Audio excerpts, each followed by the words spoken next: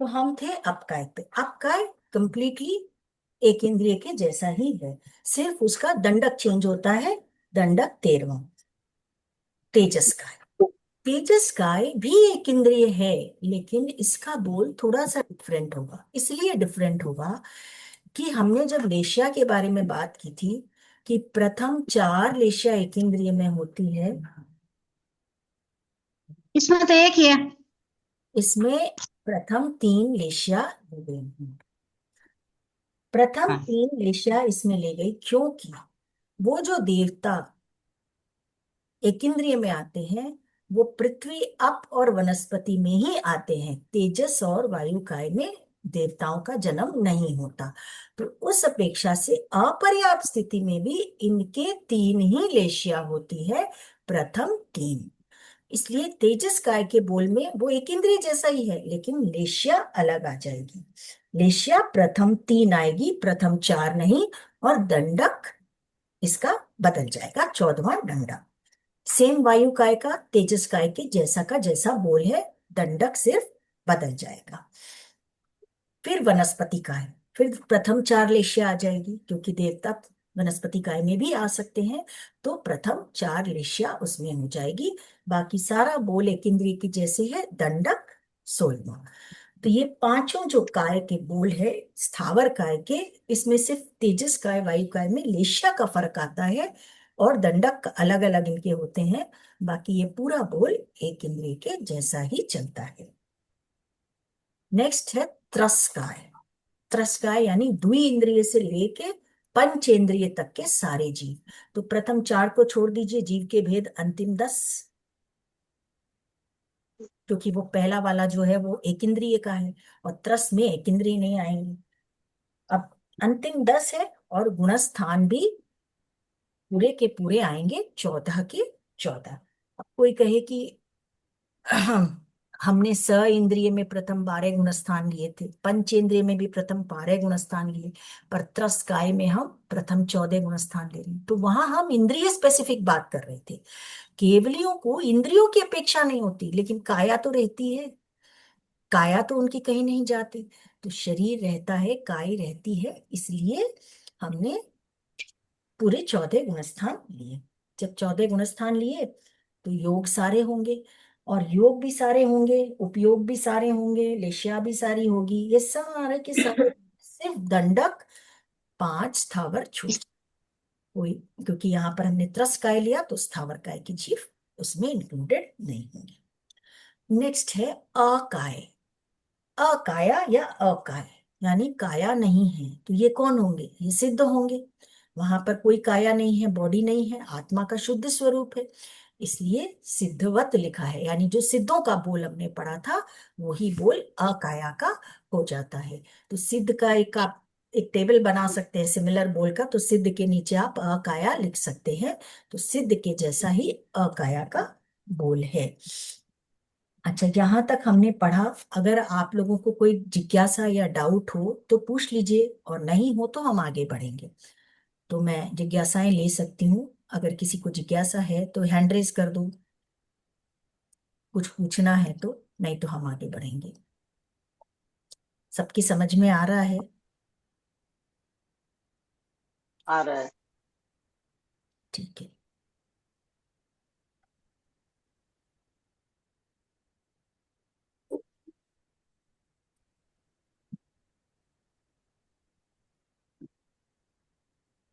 किसी की कोई जिज्ञासा नहीं है तो हम आगे बढ़ते हैं फिर।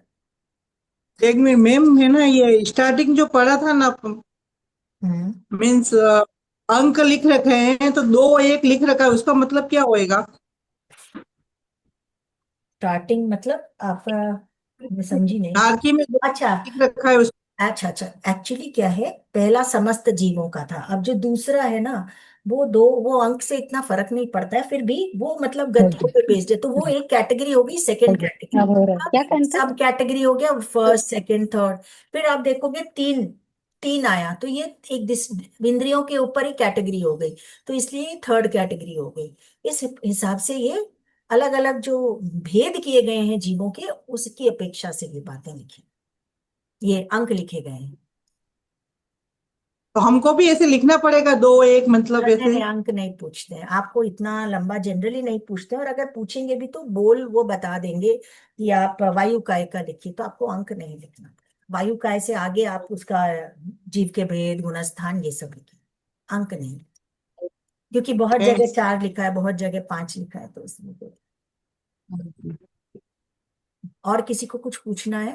आंटी एक बात पूछो क्या? हाँ बोलिए। एक बात पूछो। हाँ इसमें पूछिए। ये एकायन में सिद्धवत बताया है, तो ये उसी की तरह होगा जैसे सिद्धों में वो चार चीजें आई थी, इसमें बस उपयोग, बस केवल ज्ञान की बस दर्शन। बस। बस वो चार चीजें ही आएंगी हाँ, उसमें उसमें भी। जो उपयोग है, और हाँ। दृष्टि है, और भाव। आत्मा है, बस यही आएगा। हाँ। हाँ, ये 4 चीजें यहाँ जो जो आई है सिद्धों में, वही आएगी। भाव। और भाव, बस। ओके। ओके। तो हम हाँ, आगे। आपने बोला था हाँ कि टिप्पणी याद करना है, तो वो किस हाँ। रूप में देंगे कि? अब जो टिप्पण में लिखा हुआ है, जैसे लेशिया के बारे में लिखा हुआ है, तो उसमें से कोई क्वेश्चन आ सकता है कि प्रथम 4 लेशिया पृथ्वी काय में किस अपेक्षा से पाई जाती है, तो आपको रीजन मालूम होना चाहिए। और टिप्पण मतलब याद इन द सेंस कि उसके बेस पे आपका लॉजिक भी सही चलेगा, और अगर कोई क्वेश्चन आ भी जाए टिप्पण से, तो आप आंसर कर पाओगे। आ सकता है कोई डेफिनेशन भी आ जाता है, देखिए आगे आएगा परीत, अपरीत, चरम, इनका डेफिनेशन भी आ जाता है, तो आपको टिप्पण याद रखनी है। हम आगे बढ़ते हैं। सहयोगी। सहयोगी यानी योग सहित, यानी योग का मतलब मन वचन काया की जो प्रवृत्ति होती है, उसे हम योग कहते हैं। तो सहयोगी यानी जो क्रिया करता है, तो संसारी जीव है, एक 14वें गुणस्थान को आप छोड़ दें, तो जीव हर गुणस्थान में उसकी मन वचन काया की प्रवृत्ति हो रही है। 14वां गुणस्थान का तो नाम ही है अयोगी, अयोगी सही क्रिया। होगी। उसमें कोई योग यानी कि कोई भी प्रवृत्ति होती नहीं। तो जीव के भेद सारे ही आएंगे, क्योंकि अगर एक इंद्रिय जीव भी है, उसके भी काय का योग होता है, इसलिए कहीं जीव के भेद सारे। और गुणस्थान प्रथम 13, एक्सक्यूज मी, प्रथम 13, क्योंकि 14वां गुणस्थान अयोगी होता है। ठीक होता है। बाकी पूरा का पूरा बोल समस्त जीवों जैसा ही आता है, क्योंकि सब कुछ होगा, खाली एक गुणस्थान प्रथम 13 होते हैं, क्योंकि वो 14वां गुणस्थान इसमें हम नहीं लेते। बाकी योग, उपयोग, लेश्या, भाव समस्त जीवों की आएगी, क्योंकि यहाँ पर हमने जीवों के सारे भेद लिए हैं और 13वां गुणस्थान तक लिया है, तो सब कुछ वैसा ही आएगा समस्त जीवों जैसा। अब नेक्स्ट है मन योगी। मन योगी का पहले हम अर्थ समझें। मन योगी जिसके मन का योग चल हाँ। रहा है, मन योगी। तो मन योगी कौन होगा? संगी जीवी होगा, असंगी के तो मन होता ही नहीं है। तो हमारे असंगी पंचेंद्रिय तक जितने जीव हैं, वो असंगी है, एक इंद्रिय से लेके असंगी पंचेंद्रिय तक। तो प्रथम 12 वाले, तो प्रथम 12 जीव तो उस कैटेगरी में ही नहीं है। और अपर्याप्त स्थिति में मना पर्याप्ति पूरी नहीं होती, मना पर्याप्ति पूरी होते ही जीव पर्याप्त हो जाता है। जिन जीवों को 6 पर्याप्तियां पूरी करनी है, तो उनकी मना पर्याप्ति जब पूरी होगी, वैसे ही वो पर्याप्त हो जाएंगे। तो इसलिए संगी पंचेंद्रिय पर्याप्त के ही मन योग हो सकता है। तो हमने जीव का भेद लिया एक। 14वां गुणस्थान प्रथम 13, क्योंकि 14वां गुणस्थान जो है वो अयोगी है, वहां कोई योग नहीं है, इसलिए प्रथम 13 गुणस्थान। अब यहाँ पर योग 14 के 14 योग लिए गए, पर कार्मण को छोड़ा गया। 15 में से 14 योग लिए गए, पर्याप्त। कार्मण को छोड़ा गया। कार्मण को क्यों छोड़ा गया?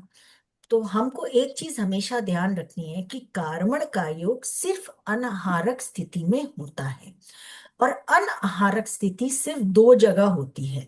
एक तो अंतराल गति में, अगर जीव ने वक्र गति करी, तो वहां पर जीव अनाहारक हो जाएगा। दूसरा, केवली समुद्घात के समय। तो ये 2 ही जगह ऐसी है जहां पर जीव अनाहारक होता है और कार्मण का योग होता है। तो अपर्याप्त, तो यहाँ पर हमने भेद ही नहीं लिया, तो वो तो वैसे ही निकल गया।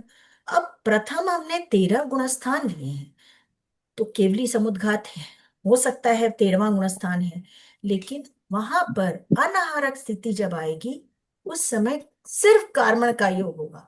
तो वहां मन योगी तो होगा नहीं वो, क्योंकि सिर्फ कार्बन का योग होगा।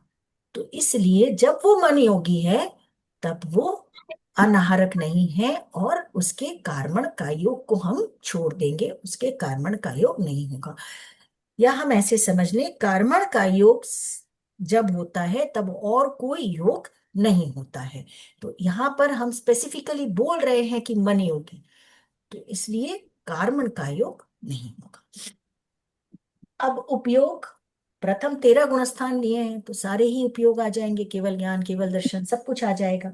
और उसके बाद लेशा प्रथम, पूरी 6 की 6। ये बोल भी पूरा समस्त जीवों की तरह है, सिर्फ दंडक, सिर्फ हम दंडक देखेंगे। तो जिन जीवों के मन नहीं है, 5 स्थावर, द्विंद्रिय, त्रिंद्रिय, चतुरिंद्रिय, उनका दंडक हम छोड़ देंगे, बाकी सारे दंडक हम ले लेंगे। भवी अभवी भी हो सकते हैं, शुक्ल पक्षी कृष्ण पक्षी भी दोनों हो सकते हैं। अब हम आते हैं वचन योगी पर। वचन योगी में जीव के भेद लिए 5 त्रस के पर्याप्त। तो अब त्रस कौन से हुए? द्विइंद्रिय से लेके पंचेंद्रिय तक के जीव। अब द्विइंद्रिय में द्विइंद्रिय जीव पर्याप्त कब होता है? जब उसकी भाषा पर्याप्ति पूरी होती है। उससे पहले वो अपर्याप्त है। तो जैसे ही भाषा पर्याप्ति पूरी हुई वो द्विइंद्रिय पर्याप्त हो गया। तो हमने सिर्फ उसका पर्याप्त भेद लिया, क्योंकि अपर्याप्त में भाषा नहीं आई। वैसे ही त्रिइंद्रिय, वैसे ही चतुरिंद्रिय, वैसे ही असंगी पंचेंद्रिय, इनके मन तो होता ही नहीं है, तो इनके भाषा पर्याप्ति पूरी होने पे ही पर्याप्त होते हैं, इसलिए हमने इनके पर्याप्त लिए। और मन त्रस के, और ये जो संगी पंचेंद्रिय है उसका भी हम पर्याप्त ही लेंगे, क्योंकि भाषा और मन पर्याप्त पूरा होगा तभी वो पर्याप्त हो जाएगा।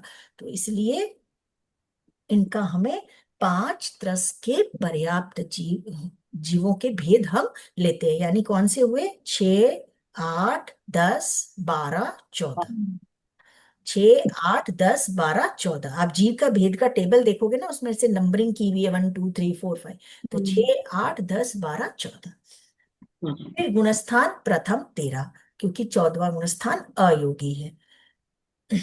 यहां पर भी योग वैसे ही लेंगे, 14 योग लेंगे कार्बन को छोड़कर।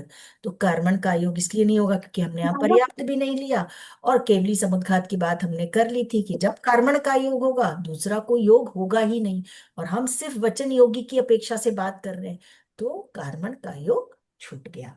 और बाकी का पूरा बोल आपके मन योगी की तरह है, केवल दंडक बदलता है, क्योंकि वहां पर मन योगी में हम सारे असंगी जीवों को छोड़ रहे थे, वचन योगी में हम द्विइंद्रिय, त्रिइंद्रिय, चतुरिंद्रियों को लेंगे, क्योंकि उनके भाषा आ जाती है, इसलिए हम उनको लेंगे।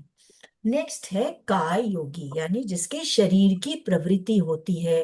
तो जीव के सारे भेद ही आ जाएंगे, क्योंकि सभी के शरीर की प्रवृत्ति है, और अपर्याप्त स्थिति में भी होती है। उदारिक उदारिक मिश्र, ये अपर्याप्त स्थिति में भी हो रही है।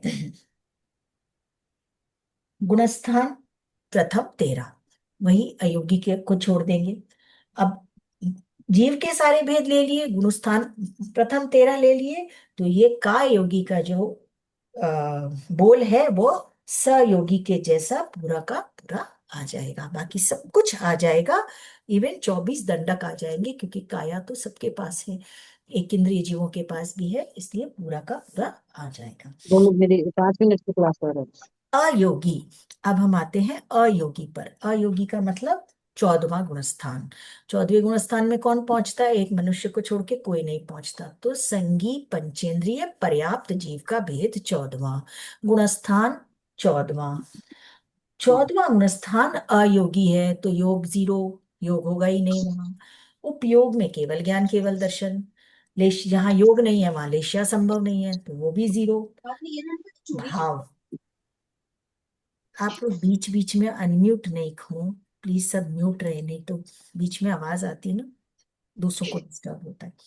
भाव, भाव उदय छायिक पारिणामिक। 14वें गुणस्थान में सिर्फ छायिक भाव है, क्योंकि 4 अघाती कर्म के छायोपशमिक भाव और औपशमिक भाव हो नहीं सकता। आत्मा 6, कषाय और योग को छोड़ के। 6, क्योंकि कषाय ऑब्वियसली नहीं है, मोहनीय कर्म नहीं है, और अयोगी अवस्था है तो योग आत्मा भी नहीं होगी। लब्धि 5, वीर्य, सिर्फ पंडित वीर्य ही होगा। दृष्टि, सम्यक दृष्टि होगी, ये भवी जीवी है, एक मनुष्य ही हो सकता है यहाँ पर, 21वां दंडक और शुक्ल पक्षी। तो आज ऑलमोस्ट 1 घंटे होने को आ रहे हैं। अब इसमें भी किसी की कोई जिज्ञासा है तो मैं जिज्ञासाएं ले लूं। हम अभी 4-5 मिनट और चला सकते हैं। जया, हाँ पूछिए आंटी। जया मेरे को पूछना है कि ये कार्बन सिर्फ मन और वचन में दो में ही छोड़ा गया है और सब में तो कार्बन लिया गया है, तो क्या और कारण? सब में, एक मिनट, और सब में हम सिर्फ योग की बात नहीं कर रहे हैं ना। हम यहाँ पर मन योगी को ले रहे हैं, वचन योगी को ले रहे हैं। तो आप देखिए, हमने पहले इंद्रियों की डिफरेंट डिफरेंट कैटेगरीज ली, फिर हमने काया की डिफरेंट डिफरेंट कैटेगरीज ली, अब हम योग की डिफरेंट डिफरेंट कैटेगरीज ले रहे हैं। तो हम यहाँ पर सिर्फ मन योग की बात कर रहे हैं, हम सिर्फ योग की अपेक्षा से इसको देख रहे हैं और दूसरी चीजों की अपेक्षा से नहीं देख रहे। तो जहां कार्बन का योग होता है वहां पर कोई दूसरा योग होता नहीं है। उस समय मन योग नहीं हो सकता और हम मन योग की ही बात कर रहे हैं। उस समय वचन योग नहीं हो सकता और हम वचन योग की बात कर रहे हैं। तो इसलिए हमने यहाँ पर ही केवल कार्बन का योग को छोड़ा है, क्योंकि हम यहाँ पर सिर्फ योग की अपेक्षा से बात कर रहे हैं। यहाँ इंद्रिय ठीक। और योग कुछ और नहीं सोच रहे हैं। काय एक योग, मेरे काय को योग। हाँ पूछिए आंटी, आप कंटिन्यू करिए। दूसरे को मैं अटेंड करती हूँ, 1 मिनट इनका खत्म हो जाए। हाँ, हाँ, नहीं मैं बोल रही थी काय योग में तो लिया गया है तो कार्बन, कार्बन कार्बन तो को। कायोगी है, वो तो कायोगी है, अच्छा, तो इसलिए वहां लिया जाएगा। ठीक है, ठीक। ठीक है। ओके। हाँ, और किसी को कुछ पूछना है? ये आपने अयोगी में उदय, शायिक, पारिणामिक, ये तीनों भाव बताए क्या? मेरे को थोड़ा कम समझ में आया, कैसे वापस बताएंगे? अयोगी अवस्था है, 14वां गुणस्थान है। तो 14वें गुणस्थान में अभी नाम कर्म, गोत्र कर्म, आयुष्य कर्म और वेदनीय कर्म तो हैं। अभी जब तक हम्म। यहाँ से निकलेगा नहीं, जीव अयोगी, गुणस्थानों हाँ। को पार नहीं करेगा, तो उनका उदय है, तो उस अपेक्षा से उदय भाव हो गया। और अच्छा, ठीक 4 है। घाती कर्म क्षय हो चुके हैं, तो हम्म। उनकी अपेक्षा से क्षयिक भाव हो गया। हम्म। पारिणामिक तो होगा ही। यहाँ औपशमिक और क्षय उपशमिक नहीं होगा। औपशमिक किसका होता है? मोनीय कर्म का होता है औपशम। मोनीय कर्म ही नहीं है, हम्म। तो औपशमिक भाव किसका होगा? और क्षय उपशम किसका होता है? क्षय उपशम 4 घाती कर्मों का होता है, 4 घाती कर्म ही नहीं है, तो क्षय उपशमिक भाव किसका होगा? तो ये दोनों होंगे नहीं। क्षयिक भाव तो वो क्षय हो गए, इसलिए इनका क्षयिक भाव है। Thank you. और किसी को कुछ पूछना है? मैम ऐसे भी आ सकता है क्या, मतलब कि उदय भाव शायिक भाव किस हिसाब से लिए गए हैं, ऐसे भी पूछ सकते हैं क्या? नहीं, इतना डिटेल में नहीं पूछते, ये तो समझाने की अपेक्षा से बोल रही हूँ। ओके। जनरली बोल में ये नहीं पूछते, या कहीं टिप्पण में लिखा हुआ हो कि इस अपेक्षा से है, तो वो टिप्पण ध्यान रखना है उस बोल के लिए पर्टिकुलरली, कि हाँ। इसमें अभी तो टिप्पणी कुछ नहीं लिखा हुआ है सर तो। हाँ, तो एक जगह वो औपशमिक वाले में शायद लिखा हुआ है, तो बस उस बोल के लिए आपको ध्यान रखना है, बाकी आपको हर बोल के लिए नहीं पूछा जाएगा।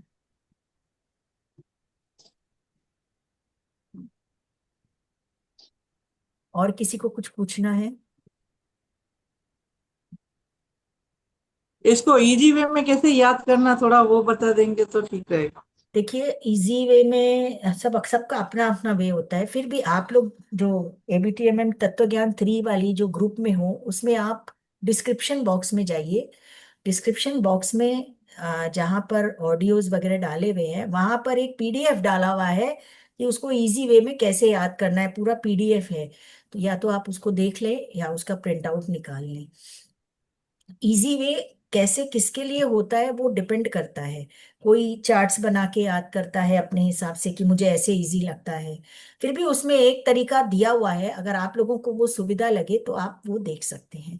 मैंने कभी इस ढंग से याद नहीं किया, मैंने पूरा समझ के वैसे याद किया, इसलिए मुझे बस ये है कि जो जो एकदम सेम बोल है ना, उनको हम साथ हाँ। साथ में कैटेगराइज कर लेंगे तो वो हमें इजी हो जाएगा। एक बोल अच्छे से याद है और फिर ये याद कर ले कि उसके जैसा कौन कौन सा बोल है, तो वो सारे बोलों को फिर याद करने की जरूरत नहीं पड़ेगी। ये तरीका से आप थोड़ा इसको गुण समराइज कर सकते हैं। आप ये डिस्क्रिप्शन बॉक्स में गुणस्थान तो आपको योग मिल जाइएगा। हाँ बोलिए, गुणस्थान के लिए। गुणस्थान योग जो लिए हैं वो जीवों के उपयोग के हिसाब से ही दिए है ना, जो जीव में आते हैं वो चीज ही ली गई है, सब हाँ लेशिया देखो, वगैरह सब। हाँ वो ठीक है, सब एक दूसरे पे बेस्ड ही हैं। अब गुणस्थान आप देखेंगे तो आपको भाव समझ में आएंगे, गुणस्थान जैसा है उस प्रकार से हो जाएगा। उपयोग आप देखेंगे तो आत्मा समझ में आएगी, प्लस गुणस्थान और उपयोग दोनों से आपको आत्मा समझ में आएगी। तो आप जैसे जैसे इसको पढ़ेंगे ना, अभी तो 2 ही क्लास हुई है, आप इसके यूज टू होने लगेंगे ना, तो बहुत चीजें आपको अपने आप समझ में आने लगेंगी। जीव के भेद जो आपने लिए हैं, उस हिसाब से आप दंडक ले लेंगे। वो तो पूरा जीव के भेद भेद के ऊपर ही डिपेंड करेगा आपका, आपको कौन कौन से दंडक लेने हैं। तो और आपके डिस्क्रिप्शन बॉक्स में एक इजी वे आउट का पीडीएफ है, वो आप देख लीजिए, नहीं तो मैं वहां से निकाल के ग्रुप में डाल दूंगी, आप लोग उसको देख सकते हैं। किसी को अगर लगे डाल कि हमें दीजिए थोड़ा मैम। उसको चार्ट बना के या ऐसे करके, तो आप वो चार्ट्स का प्रिंट आउट निकाल लीजिए, आप लोग के लिए इजी हो जाएगा। ग्रुप में डाल देंगे तो ठीक रहेगा। हाँ मैं डाल दूँ, मैं डाल, हाँ, ठीक है। इसमें पुराने ऑडियोज भी हैं, वो भी ग्रुप डिस्क्रिप्शन में है, तो मैं आज जितना मैंने पढ़ाया है उसके ऑडियोज भी डाल देती हूँ। और ये रिकॉर्डिंग डालने की भी अपेक्षा है क्या? डालेंगे तो अच्छा रहेगा मैम, वापस सुनेंगे